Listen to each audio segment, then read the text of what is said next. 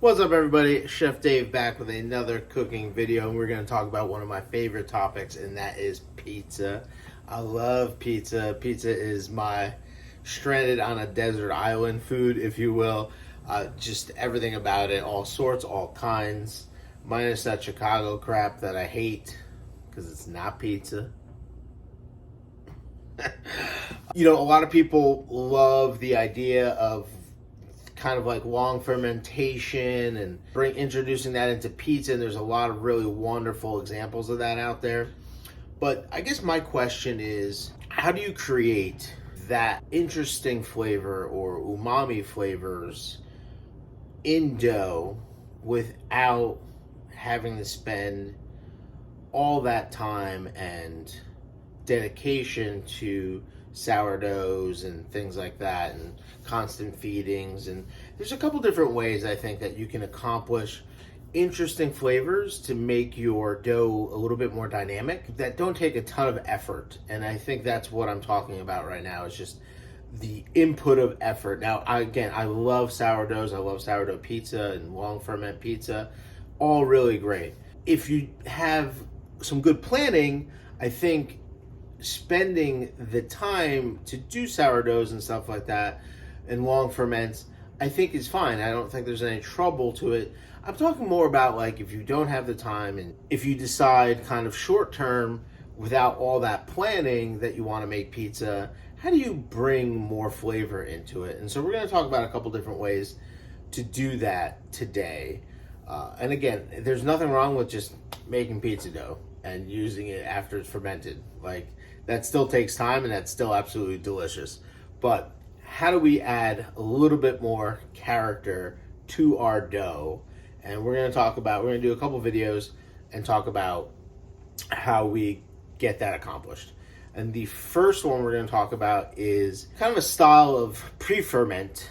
And that is back in the old French bakeries, a lot of the bakers in these French bakeries were actually Polish in heritage, and they began doing a pre-ferment. And a pre-ferment just brings flavor, activates yeast, it has a lot of benefits to doing in normal bread making. And we're going to bring that idea into pizza. And this is basically called a Poolish.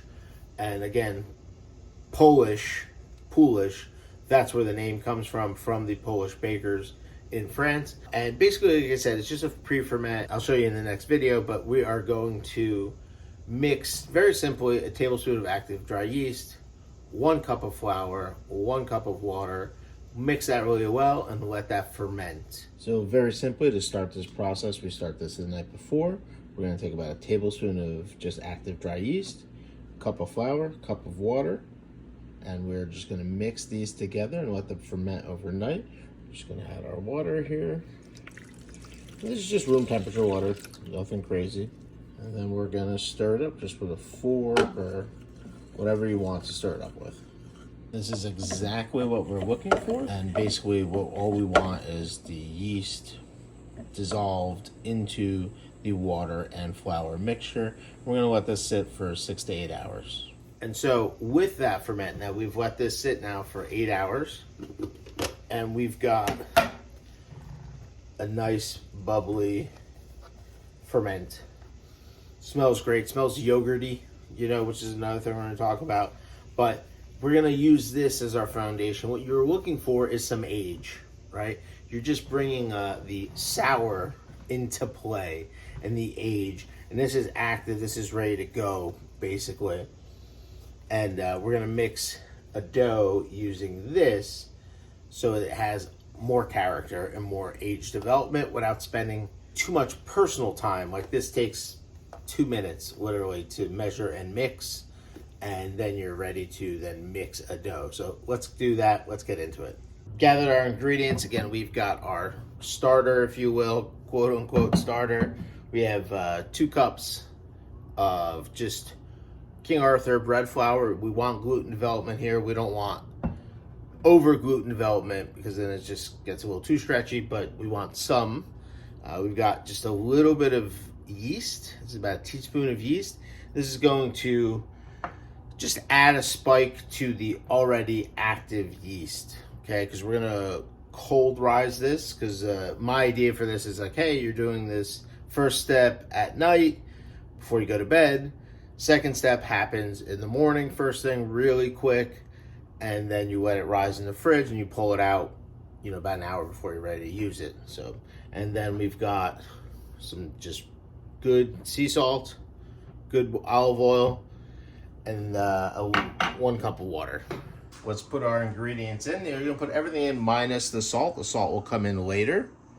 Okay, all right, get that all in. So what we're gonna do is just basically bring this together, right? We want it to be shaggy looking, but we want it to come together. Nice. So yeah, it's starting to come together a little bit off the sides. You know, we're not building this, you know, we're not mixing this through right now, not yet. We're just wetting everything together and then letting it rest so that the glutens start to develop a little bit.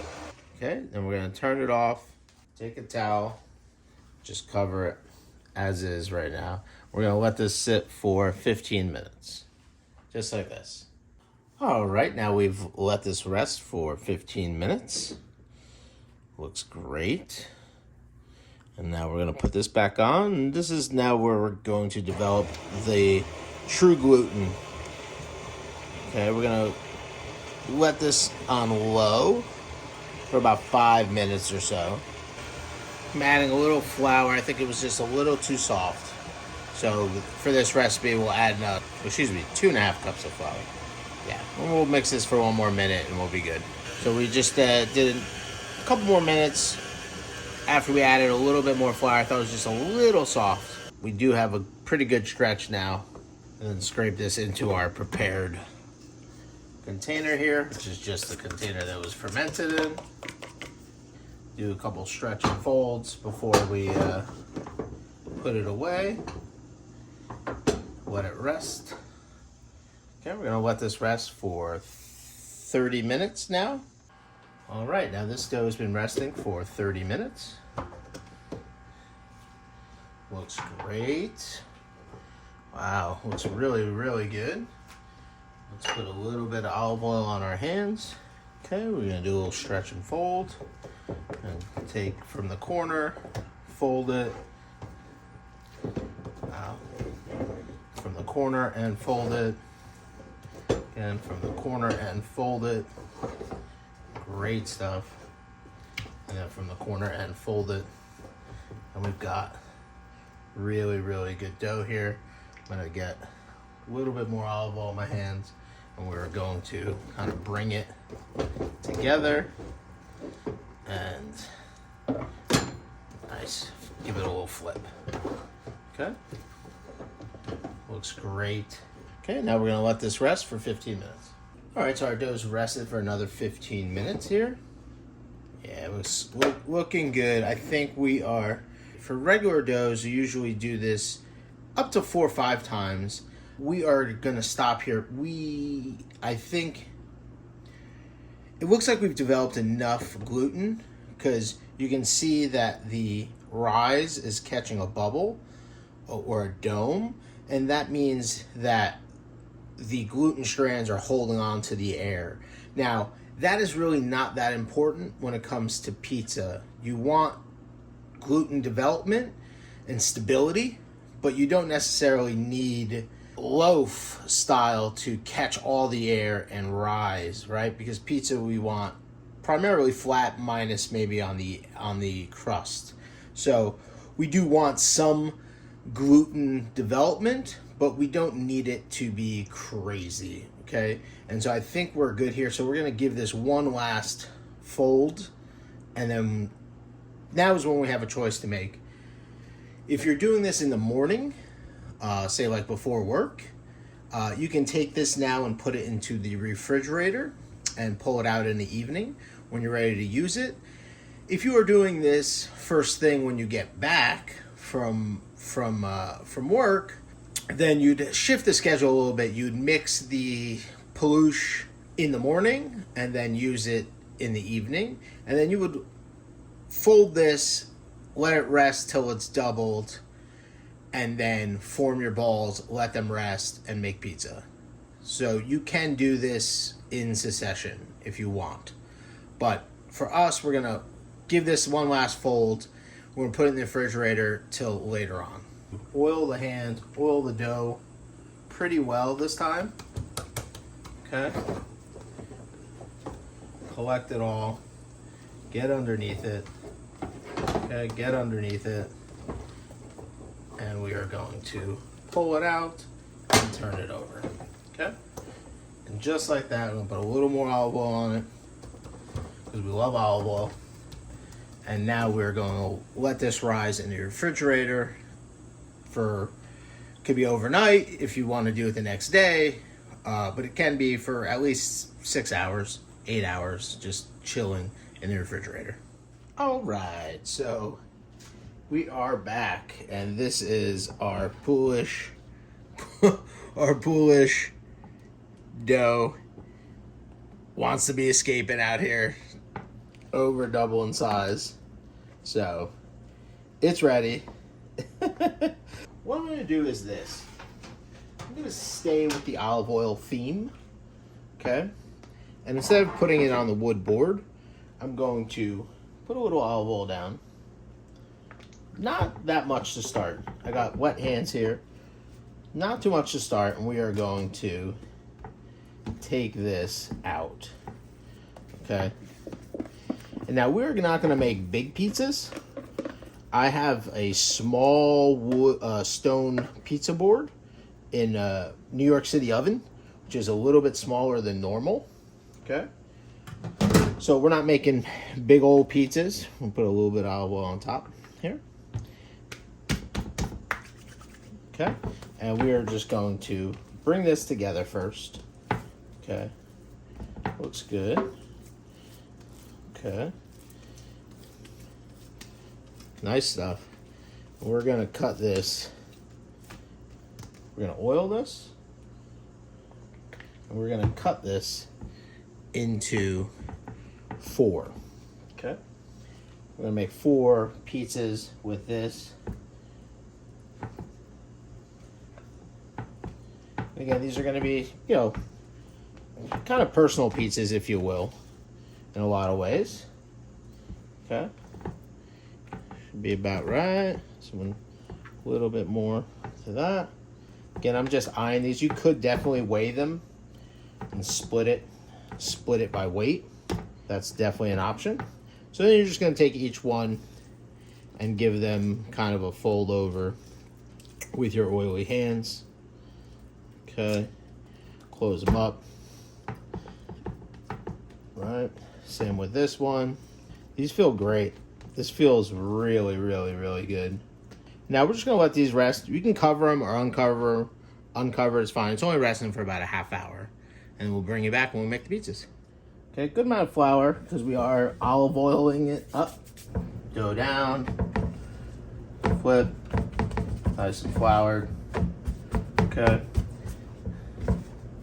Now you could use a rolling pin for this too, if you wanted. Or you can use your hands. Okay. I'm not the best pizziola, but we're gonna do it kind of a hang and stretch. So flip it back over. And I think we're in a good, that's about where we want to be. So then again, we're going to flour our board here.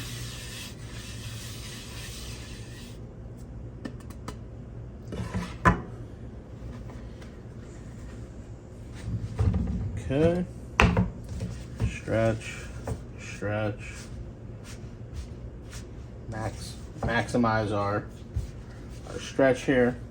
I think we're good, right there. Take our tomato sauce.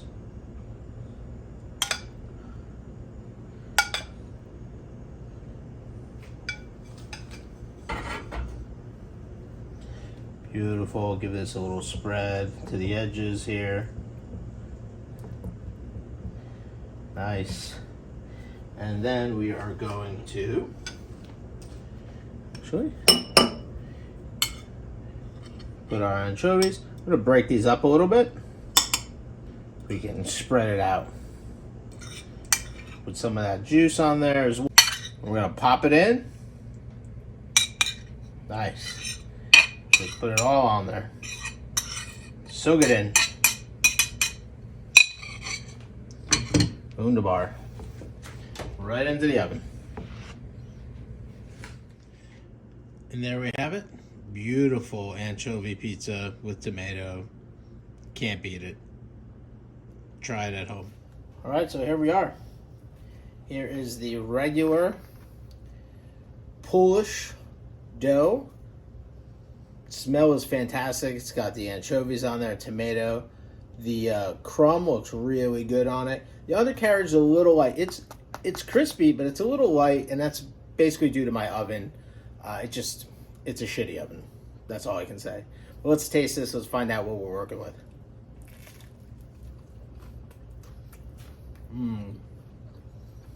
I mean, I love the anchovy. That adds a lot to it. But the pizza dough itself, very nice. Ooh. Very nice. Good flavor. Could use maybe just a little bit more salt, but it's got that little bit more of an interesting flavor because of the Poolish in it. And it's just an easy way to make a dough a little bit more interesting. Try it at home. Tomato sauce is fantastic. If you're enjoying this content, make sure you comment, like, subscribe. If you do try this at home, let me know in the comment section. I'd love to hear how it goes for you. And if you have any questions, always reach out. Until next time, Chef Dave is out. Peace.